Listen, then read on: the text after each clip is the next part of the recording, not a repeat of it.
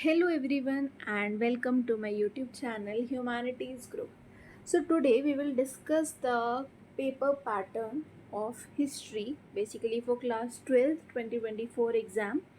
तो CBSE ने जो सैम्पल क्वेश्चन पेपर्स निकाले हैं उनमें से हम आज हिस्ट्री का पेपर पैटर्न डिस्कस करेंगे कि किस तरीके से हमारे पास पेपर आने वाला है. ठीक है, सितंबर चल रहा है और आपके एग्ज़ाम्स होंगे मार्च में, फेब एंड से स्टार्ट हो जाएंगे. तो उस टाइम तक हमने प्रिपेयर कैसे करना है, क्योंकि देखो अभी तक हो सकता है ज़्यादा कुछ ना पढ़े हों, खेल कूद में लगे हुए हों. तो अब बहुत बच्चे ज़्यादातर जो हैं प्रिपरेशन स्टार्ट करते हैं फ्रॉम द सितंबर. तो नाउ वी विल सी कि भाई कैसे हमें प्रिपेयर करना है कि हम अपने बोर्ड एग्ज़ाम में एक्सेल कर सकें जो हमारा 2024 में होने वाला है. ठीक है, तो बेसिकली हम लोग क्वेश्चन पेपर का पैटर्न डिस्कस करेंगे कि किस तरीके से है. So let's start. But before starting the video, if you are new to my channel then please like, comment, share and subscribe to my channel humanities group. Okay, let's begin. So आपके question paper में total 5 sections होने वाले हैं, ABCD and E. ठीक है, ध्यान से हम लोग ये इंस्ट्रक्शंस को पहले समझ लेते हैं ताकि उसी हिसाब से हम अपना प्रिपेयर कर सकें. फर्स्ट सेक्शन जो है, देखो टोटल क्वेश्चन जो है 34 हैं, जिसमें से आपका जो फर्स्ट सेक्शन है दैट इज सेक्शन ए, वो ऑब्जेक्टिव टाइप क्वेश्चन का है, MCQ का है. टोटल 21 क्वेश्चन होंगे, 1 मार्क ईच. तो 21 नंबर का सेक्शन है, 21 ही क्वेश्चन है, यानी कि पर क्वेश्चन आपका 1 मार्क का है. ठीक है, ये सारे ऑब्जेक्टिव टाइप क्वेश्चंस होने वाले हैं.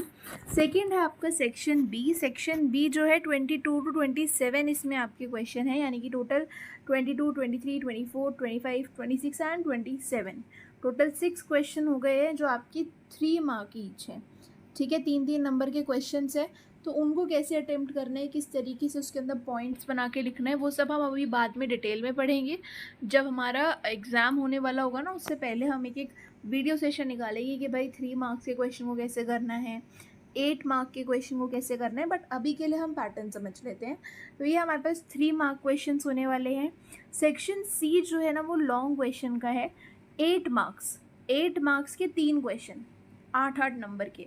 लिखना बहुत पड़ता है इनके अंदर क्योंकि 8 हैं तो आप लगा लो 10 पॉइंट आपके क्वेश्चन में होने चाहिए. और कैसे क्वेश्चन को खींच रहे हैं, क्योंकि कुछ क्वेश्चन होते हैं डायरेक्टली आप उसमें लिख सकते हो 8 मार्क्स का, बट कुछ क्वेश्चन होते हैं जिसमें आपको खींचना पड़ता है. तो वो कैसे इफेक्टिवली आपको लिखना है आंसर, उसके ऊपर हम वीडियो बनाएंगे. देन नेक्स्ट है आपका सेक्शन डी. सेक्शन डी के अंदर भी 3 क्वेश्चन है, सोर्स बेस्ड है. एक एक क्वेश्चन के अंदर 3 सब क्वेश्चन है. ठीक है, तो 4-4 नंबर के ये 3 आपके सोर्स बेस्ड क्वेश्चन होने वाले हैं, यानी कि 12 नंबर इस सेक्शन से आ रहे हैं. 12 नंबर जो बहुत इंपॉर्टेंट रोल प्ले करते हैं. ठीक है, और बहुत ईजी होता है इनको स्कोर करना. नेक्स्ट है आपका सेक्शन ई, जिसमें क्वेश्चन नंबर 34 है जो कि मैप बेस्ड है, 5 नंबर का होने वाला है. इसके अंदर भी बाइफर्केशन है 3+2 का. तो वो कैसे है वो हम अभी आगे देखते हैं. ठीक है, तो सबसे पहले हम देख लेते हैं कि यार अगर पेपर में ना, देखो अलग अलग टाइप के बच्चे होते हैं. कुछ होते हैं कि यार हमें सिर्फ पास होना है, कुछ होते हैं हमें अच्छे नंबरों से पास होना है, कुछ होते हैं हमें अच्छा स्कोर करना है, हमें 90+ स्कोर करना है. तो वो वाले जो बच्चे हैं वो तो पूरा पेपर ही अटैम्प्ट करते हैं, बहुत अच्छे से करते हैं. बट कुछ बच्चे होते हैं जिन्हें बहुत अच्छे नंबर से सिर्फ पास होने का होता है. वो बच्चे अपनी पकड़ बना लो MCQ के ऊपर, अपने सोर्स बेस्ड के ऊपर, अपने मैप बेस्ड के ऊपर.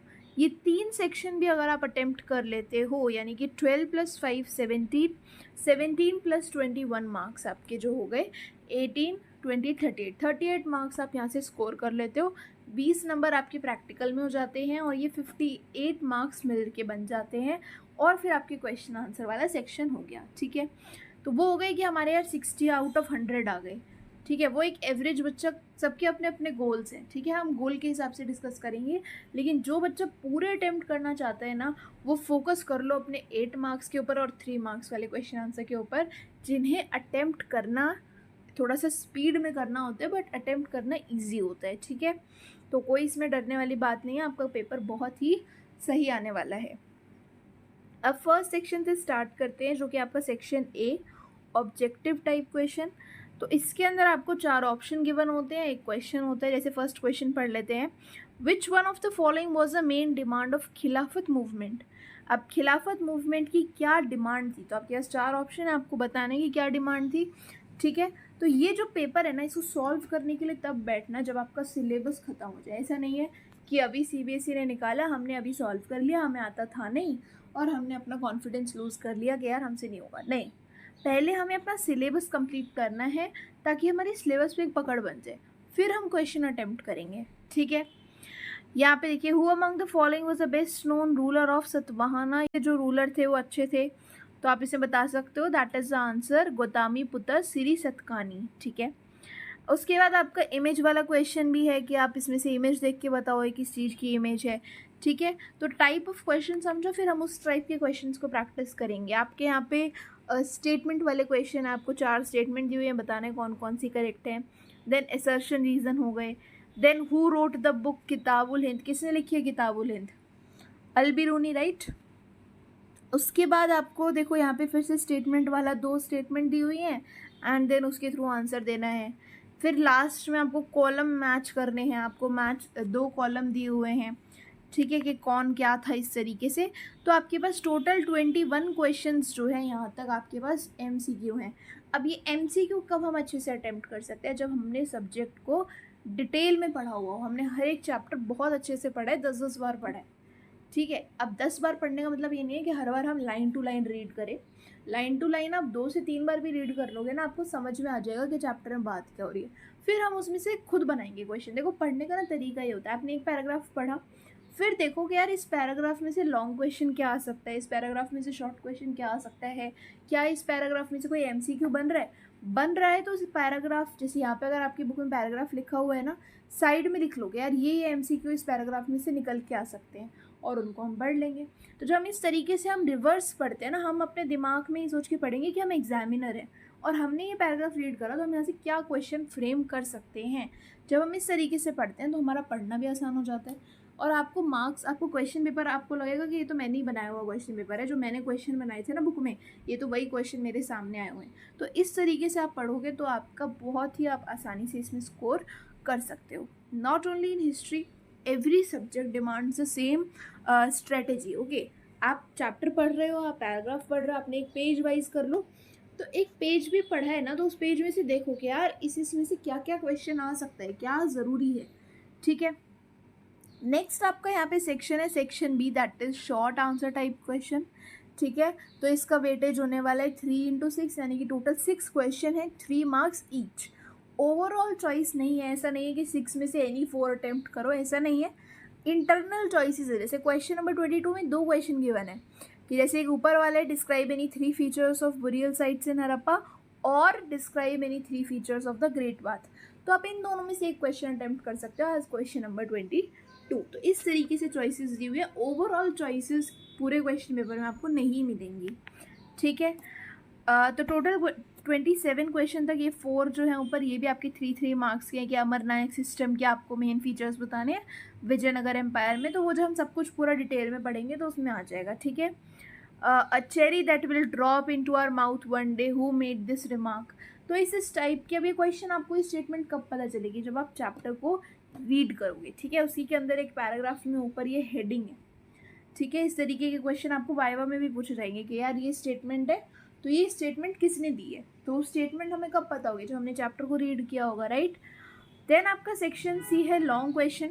लॉन्ग क्वेश्चन भाई 8-8 नंबर के 3 महान हमारे क्वेश्चन हैं, जिनमें टाइम भी बहुत लग जाता है, जिनको आपको अटेम्प्ट भी तमीज़ से करना होता है, जिनमें आपको हो सकता है थोड़ा ट्विस्ट करके भी पूछ लिया जाए। लेकिन ये देखो कि सिर्फ 3 क्वेश्चन अटेम्प्ट अगर आपने कर दिए ढंग से, तो आपके पास 24 मार्क्स सिक्योर हो गए। और अगर आपने अच्छे से लिखा है ना, तो बदला 8 में से 7 नंबर दे देगा, लेकिन ऐसा नहीं है कि आपको 4 या 5 नंबर मिल रहे हैं, क्योंकि हर किसी को 8 मार्क्स वाले क्वेश्चन में मिल जाता है, क्योंकि बच्चे अच्छे से अटेम्प्ट करते हैं। ठीक है, तो ऐसा नहीं है कि हम इन्हें छोड़ देंगे, हम करेंगे नहीं, हम बहुत अच्छे से करेंगे। और हर चैप्टर में से ना 2-3 ही क्वेश्चन बन रहे होते हैं कि यार ये 2-3 क्वेश्चन है जो 8 मार्क्स में पूछे जा सकते हैं। तो पर चैप्टर भी अगर आप 3-3 क्वेश्चन देख के चलो, ठीक है, तो आप देख लोगे कितने क्वेश्चन हमारे पास हैं। ठीक है, तो उनमें से ही कोई क्वेश्चन आपसे पूछा जाएगा। जैसे examine the condition in of ज़मींदार, ज़मींदार का यार पूरा 3 पेज का टॉपिक है हमारी बुक में। तो जब वो इंसान ने वो पूरा चैप्टर अच्छे से पढ़ा होगा, तो ऑब्वियसली इस क्वेश्चन को अटेम्प्ट कर पाएगा। तो बहुत बड़ा आपके पास कंटेंट है, जिसमें से क्वेश्चन बहुत, मतलब पढ़ोगे ना तो समझ में आएगा कि यार ये चैप्टर मैंने रीड किया, इसमें से 8 नंबर में क्या पूछ सकता है, ठीक है। ऐसा नहीं हुआ कि ग्रेट बात है, एक पैराग्राफ का टॉपिक था और वो 8 मार्क्स में क्वेश्चन आ गया, नहीं, क्वेश्चन भी इसी तरीके से होगा कि हम लोग उसको अटेम्प्ट कर सकते हैं, ठीक है। नेक्स्ट आपका है सेक्शन डी, सबसे बेस्ट जो सेक्शन है, सोर्स बेस्ड। एक पैराग्राफ है, वो सोर्स है, ठीक है, उसी से रिलेटेड क्वेश्चन होंगे, लेकिन अनसीन पैसेज की तरह नहीं है कि एज इट इज़ आंसर आपको सोर्स मिल गया। बच्चे गलती करते हैं, सोर्स बेस्ड प्रैक्टिस ही नहीं करके जाते, सोचते हैं कि यार 3 क्वेश्चन पैराग्राफ में से आने, हम लोग कर ही लेंगे। ऐसा नहीं है, पैराग्राफ गिवन है क्योंकि वो सोर्स है, वहाँ से वो ओरिजिन है, ठीक है, वहाँ से कुछ क्वेश्चंस निकाल के आपको दिए हुए हैं, लेकिन इसका मतलब ये नहीं है कि एज इट इज़ आंसर आपको सोर्स के अंदर मिल जाएगा। अब इनकी प्रैक्टिस कैसे करें? हर चैप्टर के अंदर 8 से 10 सोर्स आपको मिल जाएंगे, आपकी बुक में ही पर्पल कलर के बॉक्सेस बने हुए हैं, वही सोर्स एज इट इज़ उठा के यहाँ रखे जाते हैं और कहीं बाहर से नहीं आता। तो जब आप हर एक चैप्टर के 10-10 सोर्स कर लो यार, चैप्टर पढ़ते पढ़ते साथ में कर लोगे तो कोई उसमें कुछ वो नहीं है बेकार बात, और आप वो कर लोगे तो आप आराम से 3 क्वेश्चन तो कर ही लोगे और आपके 12 मार्क्स यहाँ से सिक्योर हो रहे हैं। As it is even maximum cases में जो नीचे के 3 क्वेश्चन है ना, ये भी सेम होते हैं जो आपकी बुक में दिए होंगे, ठीक है। अदरवाइज़ ये 3 क्वेश्चन इस तरह के बहुत सारे क्वेश्चन आपको जब आप सैम्पल पेपर की बुक्स खरीदोगे और उनको प्रैक्टिस करोगे, या फिर आप गूगल से प्रैक्टिस कर सकते हो, तो वहाँ पर भी आपको क्वेश्चंस बने बनाए मिलते हैं, ठीक है। कर लोगे, इसमें कुछ नहीं है, 1-1 2-2 लाइन में आपको इनके आंसर देने होते हैं। जैसे देखो 1 2 1 इस तरीके से भी अंदर डिवाइडेड है कि एक क्वेश्चन नहीं आता, बाकी 2 आते हैं, तो बंदा 4 में से 3 नंबर स्कोर कर रहा है। ऐसा नहीं है कि 4 नंबर का एक ही क्वेश्चन दे दिया, ठीक है। लास्ट जो आपका सेक्शन है that is a map based. Map से बहुत बच्चे डरते हैं, लेकिन ऐसा नहीं है, बहुत ही लिमिटेड सोर्स है मैप का, और पक्की बात है ना कि 5 जो है मार्क्स आपके यहाँ से आने हैं। ऐसा तो नहीं है कि हम लोग डाउट में है कि मैप आएगा नहीं आएगा, करे ना करे, नहीं, फिक्स है यार, 5 नंबर का मैप आना है, तो हम मैप को प्रैक्टिस कर सकते हैं, राइट। तो उसका हम एक पूरी वीडियो सीरीज़ निकालेंगे, सारी बुक में एवरी चैप्टर क्या मैप है क्या नहीं है, वो सब कुछ हम कवर करेंगे, ठीक है। अब जैसे यहाँ पे देखो ABC 3 तो आपको साइट्स दे दी, कालीबंगन, आगरा, सांची स्तूपा, तो ये कहाँ पे, ये आपको बता दी और आपको मार्क करने हैं। 2 है A और B, वो क्या है आपको बताए नहीं है, वो आपको लोकेशन बता दी और आप बताओ कि ये जगह क्या है, उसके रिलेटेड आपको थोड़ी सी हिंट दे दी। तो दोनों रिवर्स तरीके से हो गया ना, एक हो गया आपको जगह दे दी तो आप लोकेट कर दो, दूसरे में आपको लोकेट करके दे दिया, आप जगह बता दो, ठीक है। इस तरीके से आपका मैप वर्क होगा। So that's it for your history question paper. यही चीज़ें जो है हमने अब एक एक करके हमें पता चल गया कि यार इस टाइप के क्वेश्चन आएंगे। तो ये मैंने वीडियोज़ अभी क्यों निकाली हैं, क्यों रिलीज़ किए हैं, बिकॉज अभी आप ये पेपर के पैटर्न को समझो, ठीक है, इसको समझ लोगे ना, तो अब जब आप पढ़ना स्टार्ट करोगे, आप पढ़ोगे, अभी आपके मिड टर्म एग्ज़ाम्स होंगे, देन आपके प्री बोर्ड होंगे 2 बार, तो जब आप पढ़ोगे तो आपको पता चलेगा कि यार मैंने उसमें देखा था कि सोर्स बेस्ड क्वेश्चन आ रहे हैं। अब सोर्स बेस्ड हम उस तरीके से कवर करना शुरू करेंगे। शॉर्ट क्वेश्चन है, हम देखेंगे पैराग्राफ पढ़ने के बाद कि यार यहाँ से शॉर्ट क्वेश्चन बन सकता है या नहीं।